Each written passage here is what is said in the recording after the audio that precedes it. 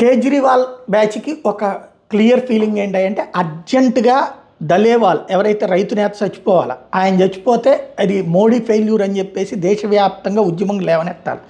ఇది deep state ఒక policy formula అందులో భాగంగా జరుగుతుంది. అందులో నుంచినే కథ నడుస్తుంది. ఇప్పుడు దానికి కోర్టు ఏమో ఆయనకి అర్జెంటుగా తగిన సాయం చేయమని చెప్పింది, వైద్య సాయం చేయమని చెప్పింది. ఎక్కడున్నాడు ఆయన? పంజాబ్లో పంజాబ్లో ఏ ప్రభుత్వం ఉంది? ఆమ్ ఆద్మీ పార్టీ ప్రభుత్వమే ఉంది.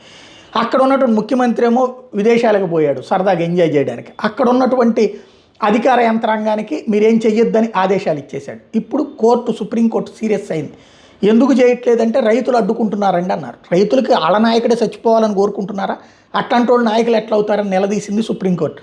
అదే సందర్భంలో మీకు చేత కాకపోతే కేంద్ర ప్రభుత్వంతో మాట్లాడి అర్జెంటుగా చేయండి, ఎట్టి పరిస్థితుల్లో ఆయన 31వ తారీఖు లోపు ఆయనకి ట్రీట్మెంట్ ఇచ్చి మాకు చెప్పండి అని ఆదేశించింది.